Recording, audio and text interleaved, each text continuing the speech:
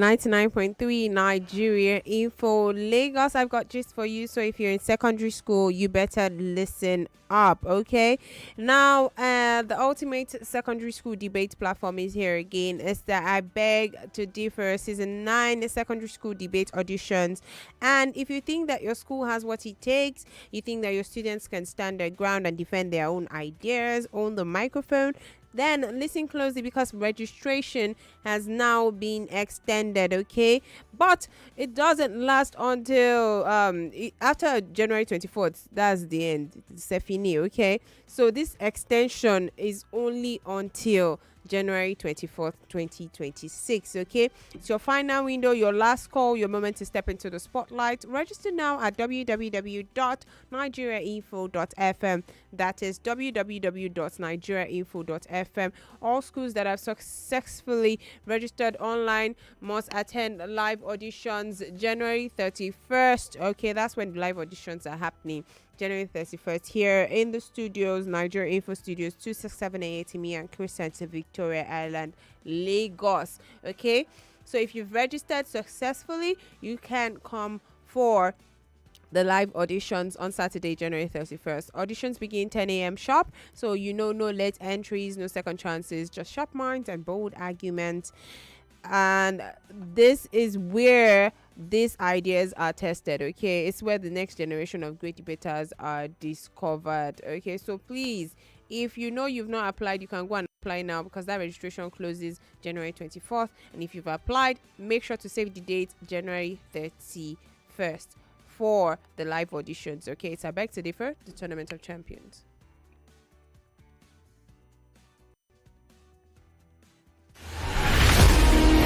Be honest, this isn't the show for the faint-hearted.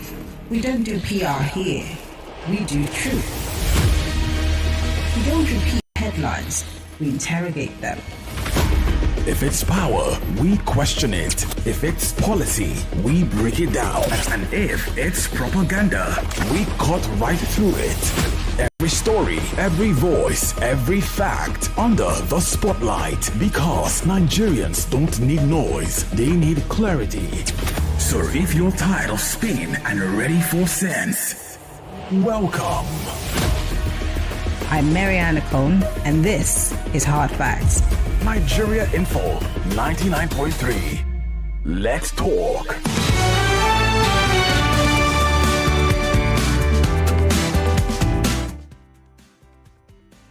We're live. It's the nation's #1 talk news and sports radio station. We're broadcasting live from our audiovisual studios right here in the Nigerian Crescent, Victoria Island, Lagos.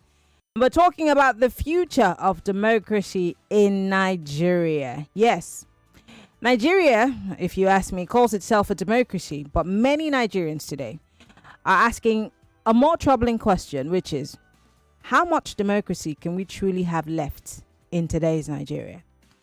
Since 2023 elections, we've had steady capture of opposition parties through defections, rising accusations of corruption and impunity, shrinking civic space, and a political atmosphere where dissent increasingly feels risky. Reports warn that as we move towards 2027, Nigeria may be drifting, not through a coup, not through constitutional change, but through a quiet democratic erosion.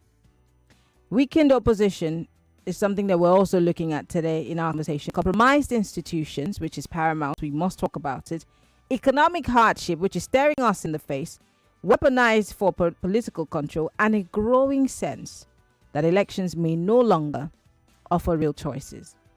Well, for those of us who do not know, democracy doesn't collapse overnight. It withers when power becomes concentrated, when accountability disappears, and when citizens lose faith that their votes actually matter. My guest is joining me to talk about the issue of our democracy, if there be any left after the 2027 elections. And we're not necessarily going to be sleepwalking through this conversation. You and I are going to be jaw-jawing after my guest gives us some factual and, of course, grounded information. My guest is Dr. Ambrose Igboke.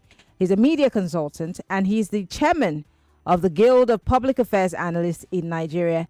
He is in Enugu State as we speak. He looks very fresh. He looks like he's eating fresh food. He's not sitting in traffic. And I haven't seen him in almost a year plus. Dr. Igboke, it's so good to have you join us. Happy New Year. And maybe you have to ship me off to Enugu. I will follow you. Well, thank you. Good evening, listeners. Happy New Year to everybody. I'm in the studio. Well, I lived in Lagos for 25 years. And I thought I could not live in another town apart from Lagos until I left Lagos. And after 1 year, I changed my mind and I said, let me live in Enugu. And it looks like you made a good choice. Peace of mind, man. There's peace of mind here. I can tell, even in that laughter. So, Doctor, let's go straight to the point. I always tell my listeners that right after every election, politicians begin to strategize for the next election. But then we, the people, just do something that we call street balance. You don't look and wait for the magic to happen just before the election season again. Since 2023, like I said in my opener, we've seen governors, lawmakers continue to move to the APC. There's something that some people say there's honey in the APC. Is this a natural political realignment, or does the scale and speed of this movement, or defections, show some sort of inducement or coercion? I mean, people have been somewhat rumoring that there might be a lot more to it than just, moving to the ruling party because of power. What do you think? I will agree with you that there's an erosion of political sagacity, political philosophy, political bricksmanship, political sophistry, in Nigeria. There's an erosion of that. Because when we go back years and we remember how politicians like Dr. Nnamdi Azikiwe, Chief Obafemi Awolowo, Sardauna of Sokoto, Tafawa Balewa, Majeko Dumi, Ajan Nwachukwu, Michael Okpara, Okotie Bodem. When we Nahoro, when we listened to those people, we saw men that have weight of history. We saw very, very intelligent men. We saw very focused people. And I'm telling you that about the turn of the 60s, late 60s, southeastern region of Nigeria was one of the fastest growing economy in the world. Not in Africa, in the world.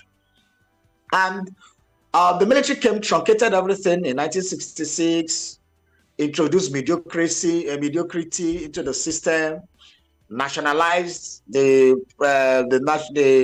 foreign companies that we had here, brought up NNPC. By the time the military were handing over in 1979, we still had our industries running very well. Then the crop of politicians that came in 1979, we could see them, Olabisi Onabanjo,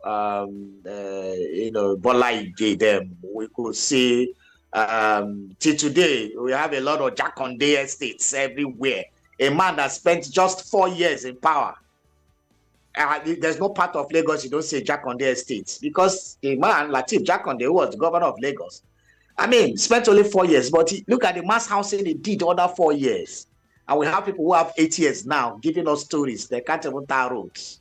And that is the erosion of democratic dividends. When we go to the east, remember people like Sam Mbakwe built an airport, built Concord Hotel, built IMSU, Imo State University. Go to Anambra, old Anambra State, that is made up of Enugu and Anambra now. But you saw people like Jim Obodo building industries everywhere, creating university, creating assembly company called Anamco. A lot of these guys were, heavy. Olabisi Onabanjo was replicating magic in Ogun State. When you go to Abubakar Rimi was there in Kano. Ambrose was there in Bendel State those days. That is now Edo. So we saw a lot of these firebrand politicians who were more interested in the welfare of the people, who were interested in making impacts. And we gained a lot during those 4 years. The military came again. Just after the elections, And swearing in was October 1st, 1983. And by December, 2 months later, virtually just 3 months later, December 31st, 1983, they did a coup again. And that was the beginning of our decline. Because from that coup on 31st of December 1983, Buhari took over by 1st of January 1984. That was the beginning of our downfall. All the gains we made from 1960 till that period was reversed. And it was so fast. We started devaluing our naira. We started locking up our borders. Babangida came with structural adjustment program. All the companies we had started dying. Our refineries started shutting down during Abacha. We started importing refined products for the first time. NNPC died.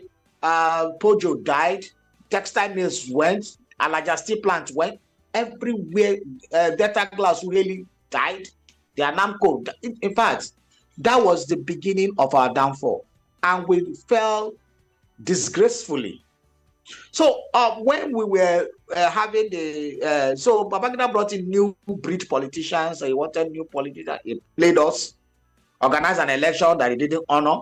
In fact, he introduced a system called diarchy, where military and civilians were ruling at the same time.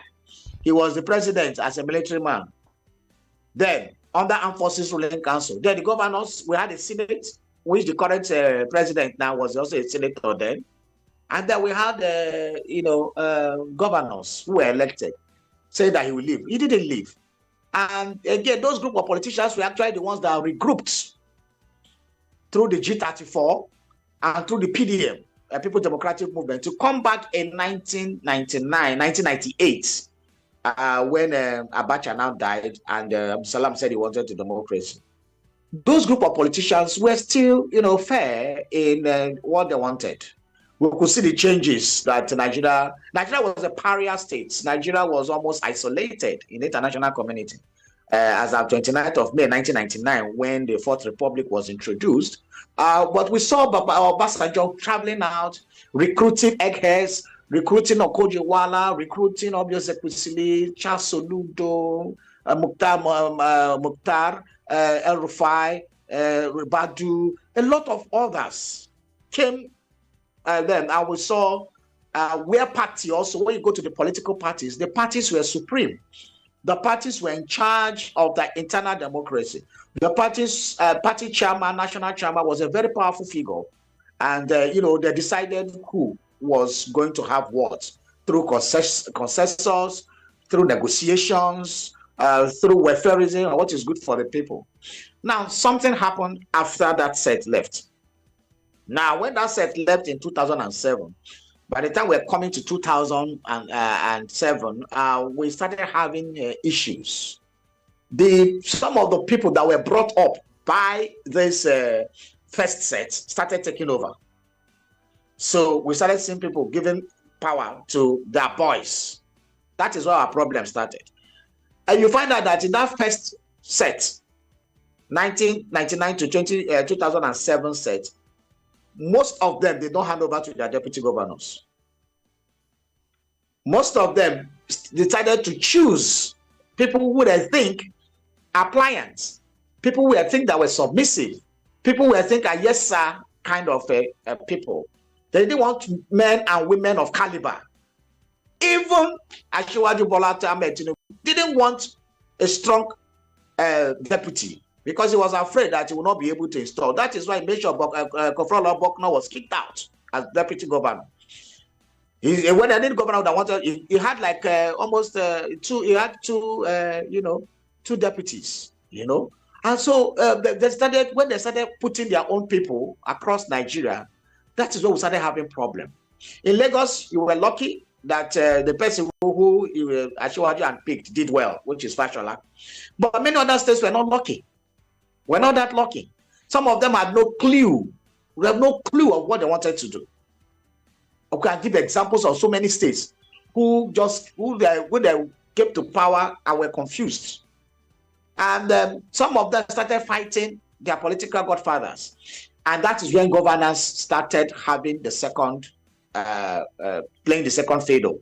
So that is why power, that became a contestation of power rather than delivering the dividends of democracy for the masses that voted them in. And after that set left, from 2007 to 2015, that was the end. From 2015 till now, it's goodbye to any form of serious democracy inside the party. We saw people who said everything the president said is okay. That culture started from 2015. I mean, during Jonathan's time, we saw party people challenging the president on when he wants to take a misstep. We saw people who came out and said, no, Mr. President, the arrangement we had was not that you go a second term. You were supposed to step out after the first term, because it's the turn of the North. People came out to speak against it. We saw the Senate president then, not the senators, some of them disagreeing, some of them defecting from the party with the president. But something happened in 2015.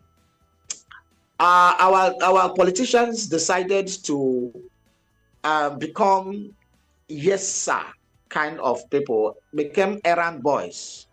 The National Assembly that after the first one, 2015 to 2019, had the temerity and audacity to, of course, challenge the president from one time to another. But the president didn't find that funny. And the slightest chance he had, he made sure there was a change of leadership in National Assembly. And when that National Assembly from 2015 to 2019 to 2023 was one of the worst. I think this one may beat the record as one of the worst National Assemblies. That did not even, no challenge. The idea of having legislature, judiciary, and executive is that you can checkmate each other when there are excesses. So the legislature can checkmate the executive can checkmate the judiciary can check. So that is why we had three arms of government. But from what happened in 2019, we lost 2019, we lost it. And judiciary and legislature especially almost became like another arm of a ministry or department or agency under the control of the executive. And that's when things started going down the drain, where nothing is challenged. Now, what we see now is that, the yes have it, the yes must have it. Once a bill comes, anybody who goes against what the president says is now like a saboteur, or is treated like an enemy. We see the press releases from the spokespersons of the president. Anybody that just disagrees becomes, they attack the person, they try to deride the person. So that is not democracy. That is authoritarianism. So what we have now is that we are having a situation where a politician said once that when you go to APC, your sins are forgiven. And so we are having a situation where people who feel threatened or people who may be in the bad books of the law are crossing over to the ruling party so that they can be safeguarded, so that they can be offered protection according to them. That is a very dangerous trend. Let me just ask a quick question. I have just 2 minutes before we go on our first break. Amazing opening, amazing foundation that you've laid to this conversation. But in all of this, were we sleepwalking through all of these processes? Because at what point should we have also clocked it that, look, this thing is going off the rails? Did we in any way try to play a role in making sure that we do not go off course?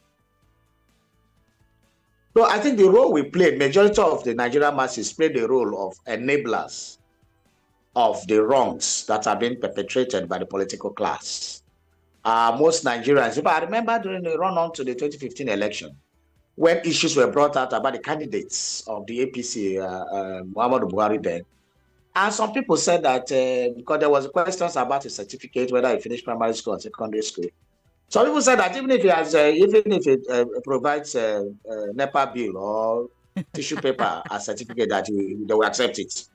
I think that was the time that there was a circumcision of our brains, and then I think some parts of the brains were taken off. So we now went back to our primitive and primordial cleavages and bastions. We now say, he's my party person, he's from my tribe, he's from my ethnic group, Now with the power. Now, when it is your time, what did you do? All those kind of things. I think that is where we lost it. You will see people who are suffering, supporting their tormentor in chief. And that is where we lost, from the councillorship level to the local government level, to the House of Assembly level, to the governorship level, Senate and everything. That is what we are seeing. And it became worse in the after the 2023 election. We have to go on a break. In case you're just joining us, Dr. Ambrose Igboke is our guest. We're talking about our democracy, what the future holds for us, what our electoral, elections, I beg your pardon, will look like after 2027. Will we have something that looks like a democracy before and after this elections? We'll get to find out right after the break. It's still Hard Facts, 99.3 Nigeria Info. I'm Maryann Okon. Stay with us.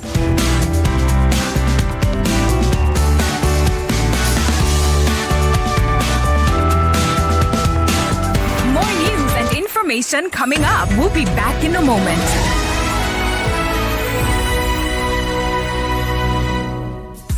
Lagos, get ready! Something new has arrived in Ikoyi. Introducing the brand new Moneyfield head office, now open at number 105 Awolowo Road, Ikoyi. A modern banking space designed just for you. Faster service, smarter banking, and a team committed to helping you grow. At Moneyfield, we provide a full range of financial solutions to support individuals, SMEs, and growing businesses. Our services include savings and investment products, personal and business loans, virtual accounts, salary and SME loans, cards, USSD, dialing *5684# to transact, and many more. Visit us today at number 105 Awolowo Road, Ikoyi, and experience banking built on trust, innovation, and excellence. Or visit any of our 6 branches in Idumota, Onikan, Trade Fair, Oshodi Shopping Complex, Yaba, and Ijora. Moneyfield Microfinance Bank. You are in good hands.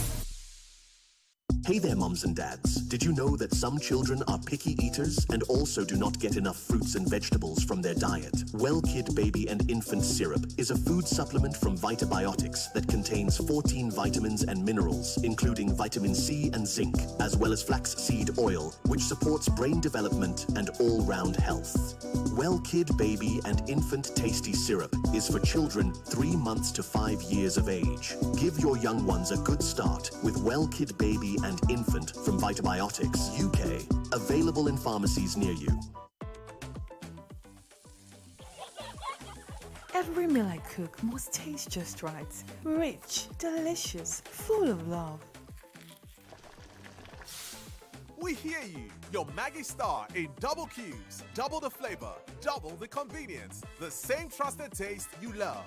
Maggie Star Double Cubes, made from fermented soya and other selected ingredients for that deep flavor and quality that only Maggie brings to your dishes.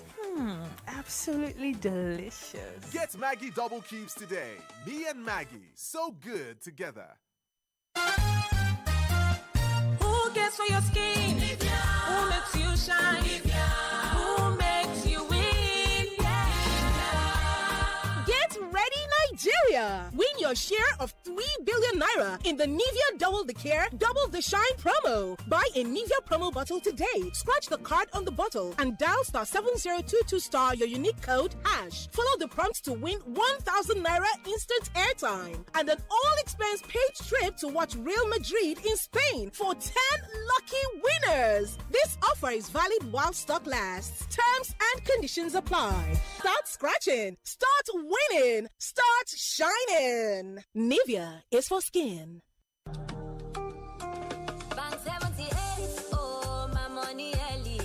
My people, una don hear about the bank where everybody dey yarn about? Bank 78. You wan send money? That one na sharp.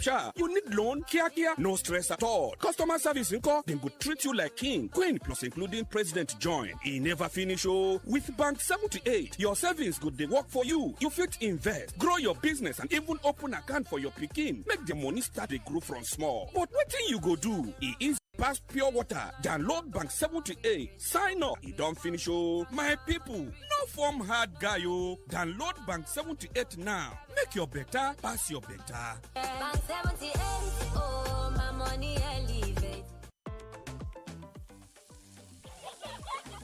Every meal I cook must taste just right. Rich, delicious, full of love. We hear you. Your Maggie Star in double cubes. Double the flavor, double the convenience. The same trusted taste you love.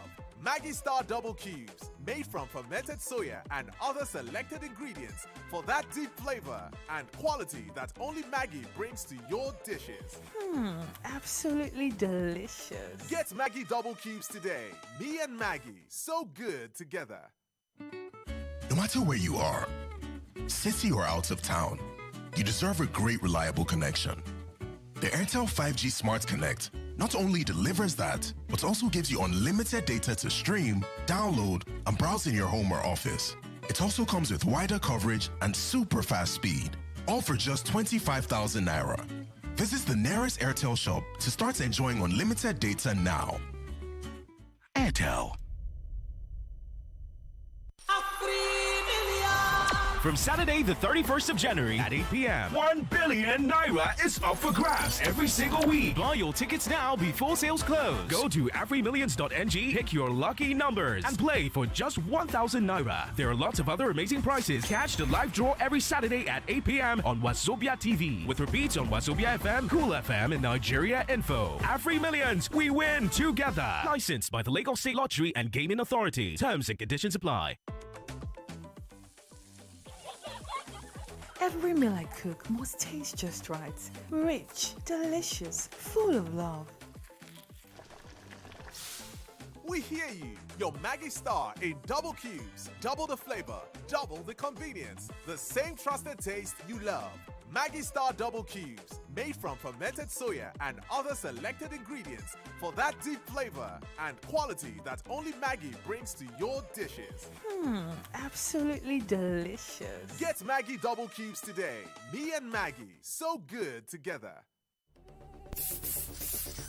Introducing Sniper Hotshot Multi-Purpose Insect Killer. Ready to use and fast acting. Available in stores nationwide. Sniper Hotshot. Be precise. Be powerful. Stay fixed on the station that talks.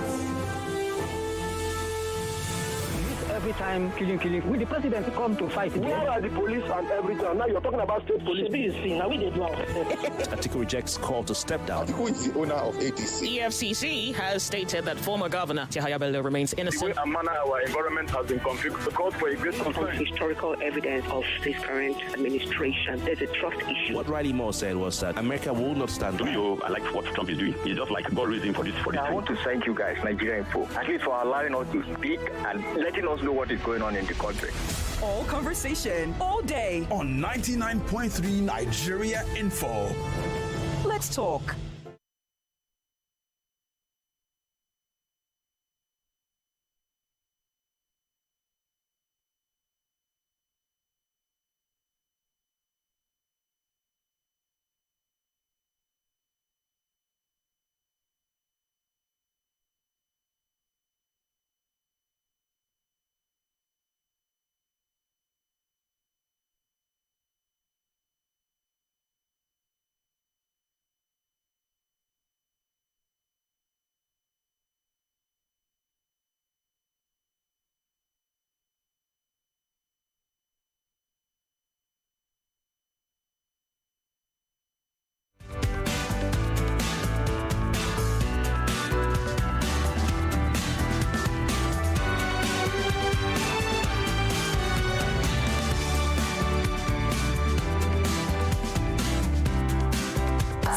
This is Hard Facts.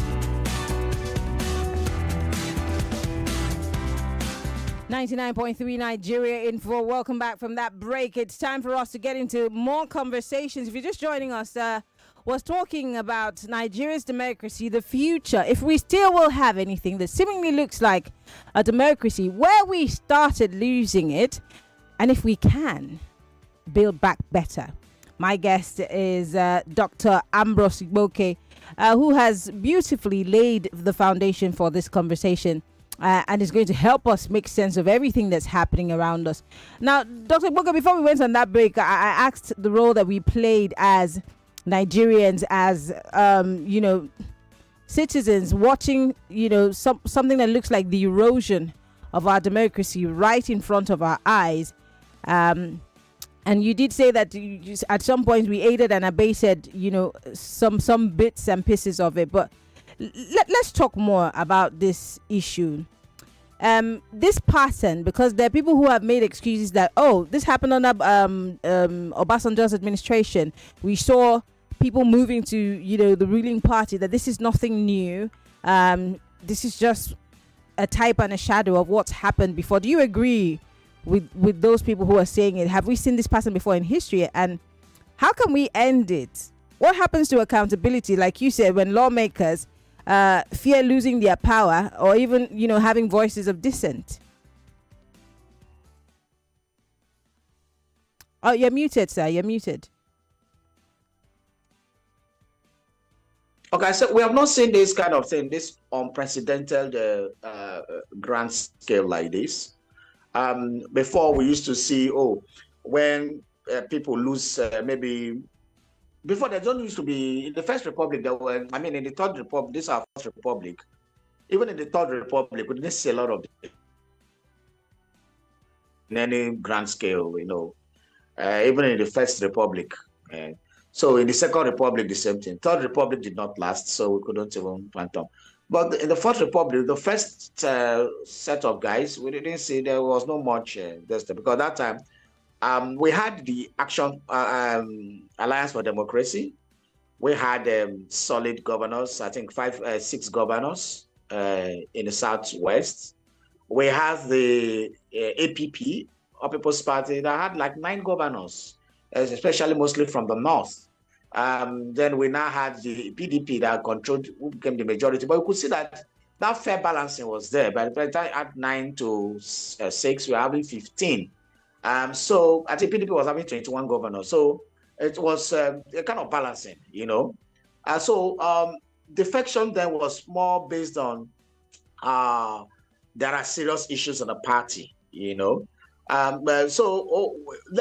Later, we started having mergers, like some parties came and joined APP, they became ANPP. And there was serious fights. By 2003, the AD lost like 5 governors in the Southwest, and remaining only 1 governor, which was Tinubu. But we saw also how they strategically came back, changed the party's name to Action. So we could see that the changes there were not actually this kind of thing we are seeing. Flimsy excuses we are seeing now. These guys were, more on the party. They're fought in the party, cliques within the party, blocks of interest, and all those kind of things that fought for the levers of power, and they were able to resolve this within because the party structure was working. So at a point, the political parties abandoned their responsibility to individuals. For example, issue of funding. Before, it was like a community something. You had money, you bring your own. That was used in the First Republic. The funding of political parties in the First Republic was largely through membership. So members of political parties were paying membership dues monthly. Imagine that a political party has 15 million members, and maybe every month they pay 500 naira, for example. You know how much that will give them per month, okay? First Republic, that was what Nigeria was doing. So every party member had a say because it is his or her money that was being used to run the party. But something happened to us down Fourth Republic. We abdicated all those responsibilities. In 1999, the few individuals who could come funded the parties. But at the point, I think we abdicated all those. Even party chairmen now started going to individuals, and we see individuals almost single-handedly running a party. Because to run a political party is very expensive. So the abdication of that part, because political parties don't only function during the elections. They function throughout the life cycle of transitions. Every time, every day, there are party meetings at the world level, everywhere. Who funds it? So I think that also happened to the political parties. Then those who were funding the parties started demanding for actions to match their own contributions. So some of them will say they will produce the party chairman, they will produce how many ministers or commissioners, they will tell those who are on the board, who will be board members, members who will have contracts, who have this and that. We have assembly members, House of Reps, senators. So it started cascading. Even that they were funding governors. But at the time, through the Nigerian Governors Forum, I think the governors started having a very serious say. Its power gradually moved to the governors sometime around the line. So the governors now became the power brokers because there's now started showing interest. Between 1999 to 2007, that was not strong. But we started seeing some changes from, I think, 2011. Governors started becoming powerful. And they started dictating who goes to the Senate, who goes to the House of Reps, who goes to the House of Assembly, who is appointed minister. And they were having those negotiations with the presidency. So the president would defer to them and say, okay, bring ministers, if it's a ruling party, and you are the governor, and your political party is a ruling party at the center, the president defers to you to nominate the ministers. So they became very powerful. They were nominating ministers. They were nominating people who will be senators, who will be House of Reps. So the governors constituted themselves into very serious cabal. Those were the serious set of governors that were very powerful. Till now, many of them are. So the real control of power for those who send people to House of Reps, Senate, and others lies with the governor. So the presidency recognized that. And found that once in good terms with this governor, he can deliver his state to me. He can call his people in the Senate or House of Reps to order. He can do so many things. So the alliance between the governors and the president became stronger over the years. And that is why now it has come to a crescendo where the president will just call the governor, have a discussion with him and say, look, come to my party. Let's play this game. And then the governor will just move. That is what we are seeing now. Before, it was not like that.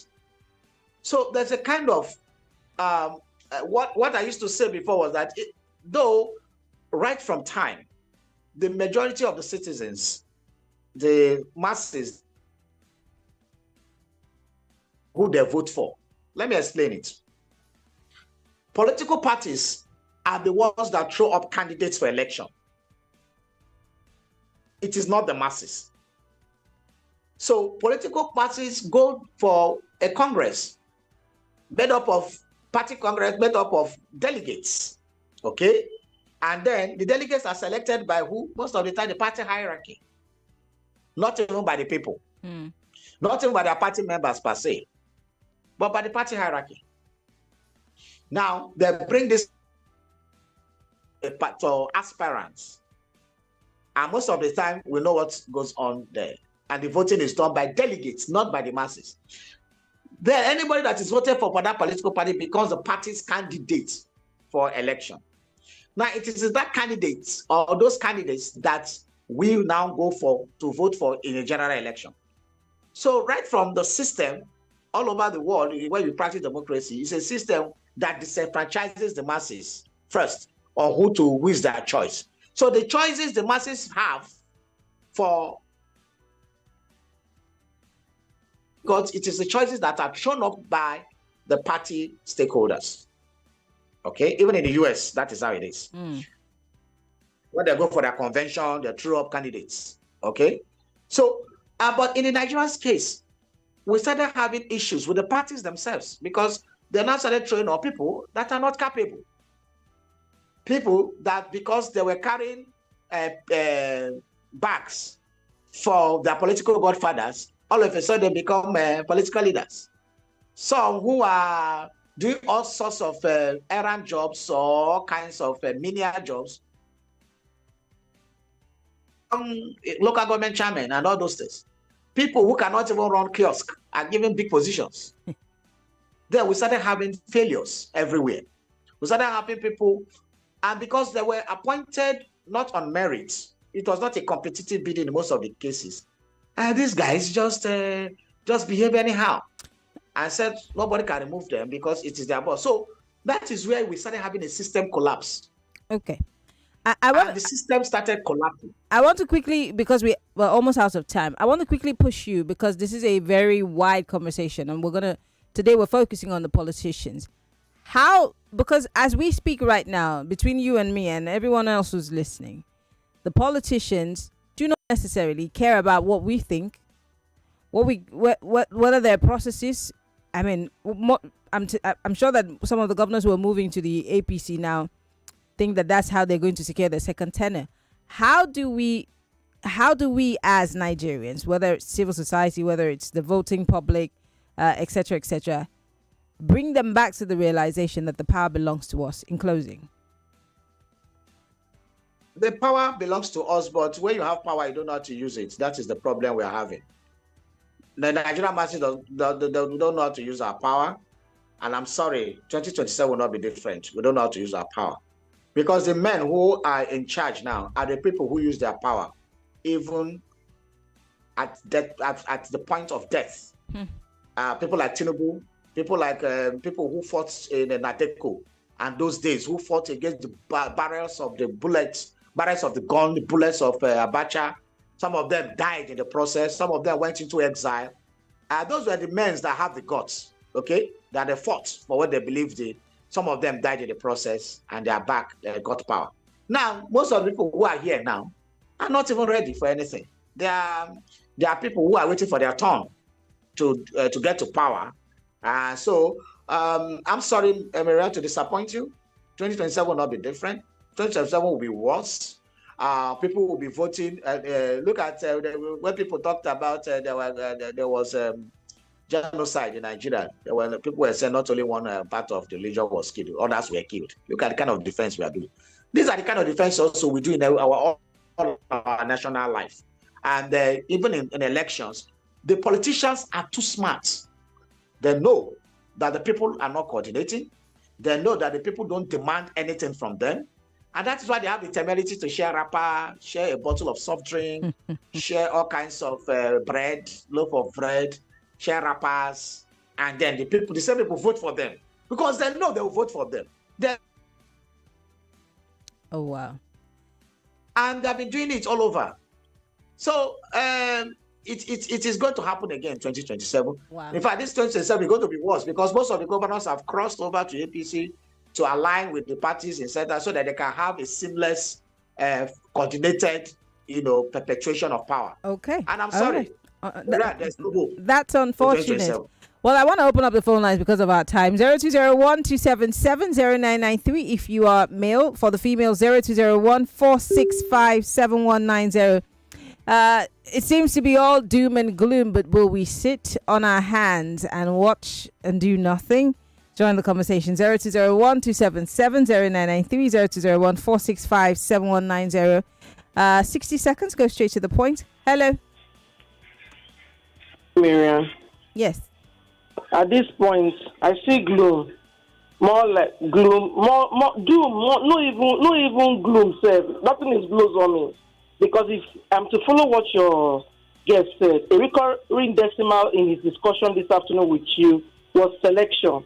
So if that be the case, would it then be right to draw the conclusion that our votes don't count? It's a selection process procedure all the way. So to just fold our arms and resign to fate eventually. Good evening, Maryann. All right, but what good does that do us? Hello, welcome to Hard Facts. Yeah, actually, good evening, Chris. Doc, good evening. Good talk. But I don't think Doc should give up that this 2027 will be the same as 2023. Doc, please, we should not allow these guys to do this. Nigerians, we are more in number. We the non-card carrying members. We should come and stand our ground against these guys. Please, for God's sake. Thank you. Thank you very much for calling. 0201-277-0993. Hello, welcome to Hard Facts. Hello, Maryann. Good afternoon. Yes. You have Raymond on the line. Dr. Igboke has said it all. Yes, APC came there and they destroyed the nation's democracy, our young democracy. The 25 years, 26, 27 years of democracy is no longer young. But APC came, destroyed the democracy, and we are not, going to give up. Yes, we are just like what Chris is now. Nigerians were going to fight it to finish come 2027. Good evening. Thank you very much for calling. I appreciate it. 0201-277-0993. Hello. Welcome to Hard Facts. Good afternoon or good evening. Good evening. My name is Joseph, please. Go ahead. I'd like to talk about the issue you have just brought up. Actually, the truth of the matter is that the defection that is happening, especially from other parties to APC, is purely to cover up a lot of things that they have done. Take my governor, for example, Ifeanyi Okowa from Delta State. When he was in office, there's so many names was given to him, like a roadmaster, this, that. They sang his praises until that body that came and said he stole about 1.3 trillion. All of a sudden, he went to APC. You saw him in the last FEC meeting. He was there, sitting down comfortably. Okay. So basically, the issue of defection there is nothing behind it, just purely to shield away to hide away their loot, All just right. like as what your the man on stadium has said. Thank you very much for calling. I'm letting you go because of time. Everybody has 60 seconds because we're racing against the clock. Hello. Good evening. My name is Femi. I'm from Owe. Go ahead, Femi. I wanted to say that how do we revert to the time when the funny past? Sorry, Femi, we didn't hear anything that you said. Femi, can you say that again? That how do we revert back to those times when members will be funding the parties instead of having somebody one big shot funding the party? We've created a lot of big men that can own one party and claim it on live television. I don't know how we're going to reverse it, but I'll let the good doctor respond to you, sir. Doctor. I mean, because one man is saying, I spent so much money on this party, you cannot take the party from me. So, I mean, how do we go back? I will not allow you. That was the language you used. I will not allow you to take the party from me. So, how do we get back? So, when one there? person come out on national TV to say that a whole national party belongs to him, those are the kind of monsters we have created by the kind of system we operated. And unfortunately, that is the system we have now. It has not changed. And that is the system we are going to use for the 2027 election. So how do we revert? And Anna Chairman told us that we're going to transmit online real time, and he refused to do that. And then there was no consequence. Rather, he has just been rewarded with an ambassadorial designated position. So these are the things. So when there are no consequences for wrong actions, the human beings will not obey you. It is because of that laws have punishment. Absolutely. Let's take one more call. Hello. Welcome to Hard Facts. Good evening, Madam Maryann. Yes. How are you? Fine, thank you. 60 seconds. Quickly, please. Okay. This is Barrister Peter Oku. I'm calling from Mende, Maryland. Yes. Hello? Go ahead. Your time is going, Oga. Your time is going. Okay, yes. Madam Maryann, you see, what I want to talk about is the current insecurity in Northwest. No, sir. That's not what we're talking about. That's not what we're talking about today, please. I'll take another call. Hello. You have 60 seconds. Go straight to the point, please. Good evening, Maryann Okon. Yes. I think your guest hit the nail on the head where we missed something wrong.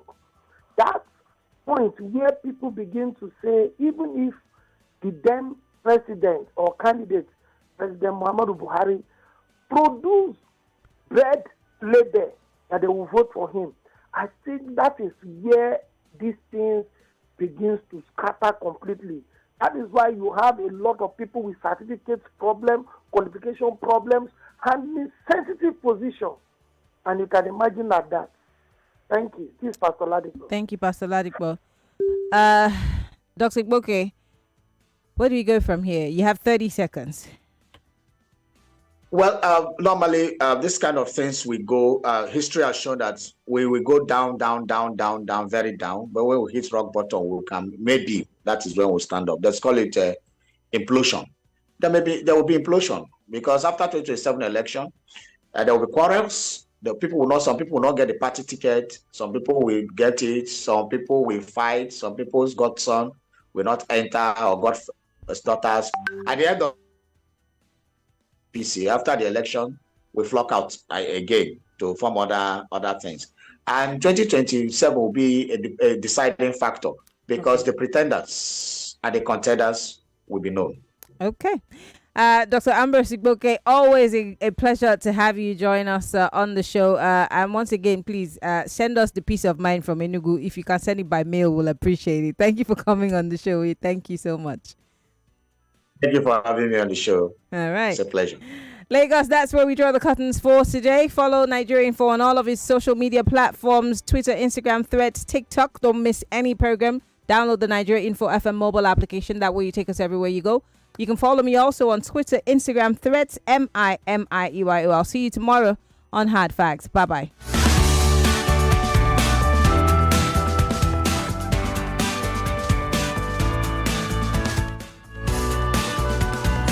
99.3 Nigeria Info. We are more than just radio.